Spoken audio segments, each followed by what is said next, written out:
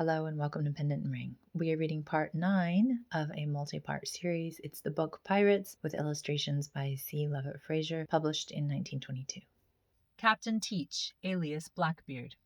Edward Teach was a Bristol man and had served many years in the late wars in a privateer fitted out from Jamaica, in which he had often distinguished himself for his boldness. He was never thought fit to be entrusted with any command till he went a pirating in the year 1716, when Captain Benjamin Hornigold put him into a prize sloop with whom he kept company till Hornigold surrendered. In 1727, Teach and Hornigold sailed from Providence for America, where, in their way, they took a vessel with above 100 barrels of flour, as also a sloop from Bermudas and a ship bound to Carolina, from which they had a good plunder. After cleaning at Virginia, they returned to the West Indies and made prize of a French Guinea man bound to Martinico, which Teach was made captain of. But Hornigold, with his sloop, returned to Providence, and surrendered to mercy. Aboard the French Guinea ship, Teach mounted 46 guns and called her Queen Anne's Revenge. Not long after, he fell in with the Scarborough man-of-war, who, after a long fight, finding she could do no good with Teach, left him and returned to Barbados, while Teach sailed to Spanish America.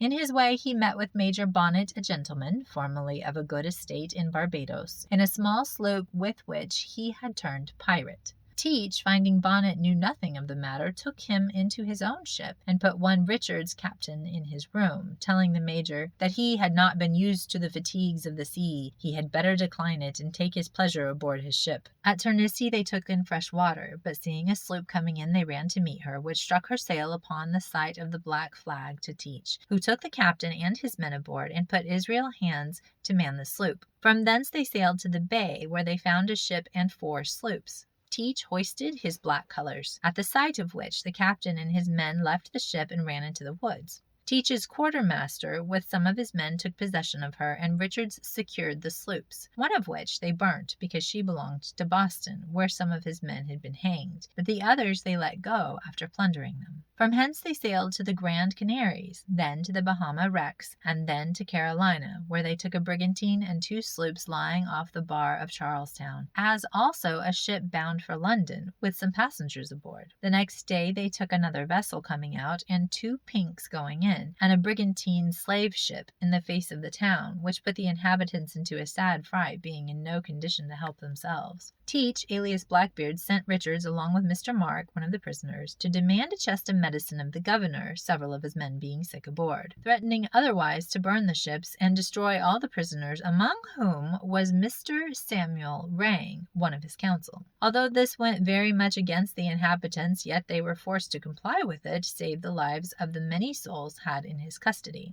So sending him a chest worth about 300 or 400 pounds, Richards went back safe to the ships with his booty, which, as soon as Blackbeard had received, for so I shall call him for the future, he let the ships and the prisoners go, having first taken 1,500 lira. I think every time I've said lira, it means pounds, but I'm not sure. Having first taken 1,500 sterling and some provisions out of her. From thence they sailed to North Carolina, where he had thought of breaking up the company and securing the money and the best of the effects for himself and friends. Accordingly, he ran aground as if it had been by accident, and calling Israel hands to his assistance, he ran the sloop ashore near the other, and so they were both lost. This done, Blackbeard goes into the Revenge and maroons 17 men upon a desert island, where they must inevitably have perished, if Bonnet had not after taken them up. Blackbeard goes straight to the governor of North Carolina with 20 of his men and pleads his majesty's pardon, and receives certificates thereupon. He went to his sloop which lay at Ocracoke Inlet, and set out for sea upon another expedition, steering his ship toward Bermudas.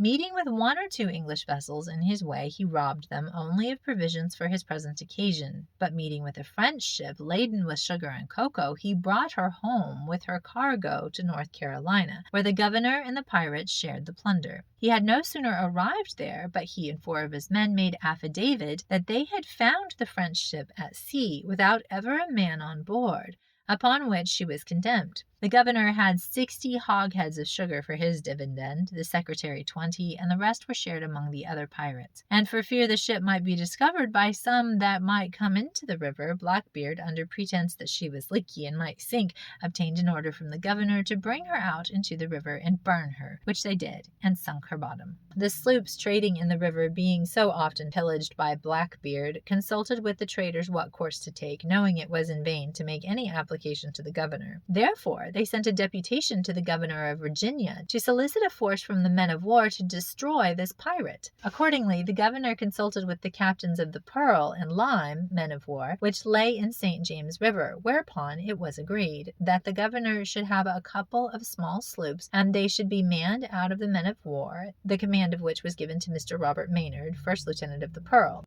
But before they sailed, it was agreed in council to offer a reward of 100 sterling for any one that should take Edward Teach, commonly called Blackbeard, for every lieutenant, master, quartermaster, boatswain, or carpenter, 20 pounds, for every inferior officer, 15 pounds, and for every man taken on board each sloop, 10 pounds. Upon this, the lieutenant sailed from James River in Virginia, the 17th of November, 1718, and the 21st in the evening came to Ocracoke Inlet, where he had fight of the pirate. And although this expedition was made with all the secrecy imaginable, yet Blackbeard had notice of it from the governor of North Carolina and his secretary. But having heard several false reports before, he gave the less credit to this till he saw the sloops, and then he put himself in a posture of defense with his 25 men. Lieutenant Maynard came to an anchor that night because the channel was so intricate and there was no getting in the dark. In the morning, coming within gunshot of the pirate, he received his fire, whereupon the Maynard stood directly toward him, endeavoring to make a running fight. Maynard's men being most exposed, he lost 20 at one broadside, upon which he ordered his men under deck, and bid them get ready for close fighting upon the first signal. Then Blackbeard's men poured in grenades, after which, seeing no hands aboard, he told his men they were all killed. "Let's jump in and fall to plunder," which they had no sooner done, but the lieutenant and his men gave them as unwelcome a reception as ever they met with before. The lieutenant and Blackbeard fired first at each other, and then they went to it sword in hand, whilst the men on each side were as warmly engaged as their captains, until the vessel was all over blood. Blackbeard stood it till he had received about 20 wounds, 5 of them being shots, before he fell down dead. 8 of his 14 men being killed, and the other 6 being much wounded, they called for quarters, which was granted, and then the lieutenant attacked with equal bravery the men that remained in the sloop, and took them.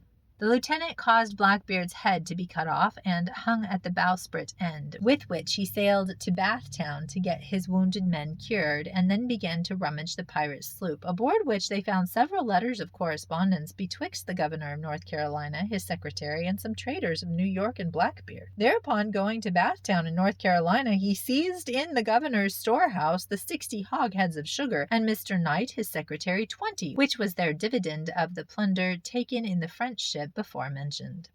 After his men were a little recovered, he returned to the men of war in James River in Virginia, with Blackbeard's head hanging at his bowsprit, and 15 prisoners, 13 of whom were hanged, one of them being taken but the night before out of a trading sloop. The other, not being in the fight, was taken at Bathtown, being just before disabled by Blackbeard in one of his drunken humors. The night before he was killed, being asked if he should chance to be killed, whether his wife knew where his money was, he answered, that nobody but himself and the devil know where it was, and the longest liver should take all. The names of the pirates killed in the engagement were Edward Blackbeard, commander; Philip Morton, gunner; Garnet Gibbons, boatswain; Owen Roberts, carpenter; Thomas Miller, quartermaster; John Husk, Joseph Curtice, Joseph Brooks, Nathan Jackson. The following, except the 2 last, were hanged: John Cairns, Joe Brooks, Jr., James Blake, John Gibbs, Thomas Gates, James White, Richard Stiles, Caesar, Joseph Phillip, James Robbins, John Martin,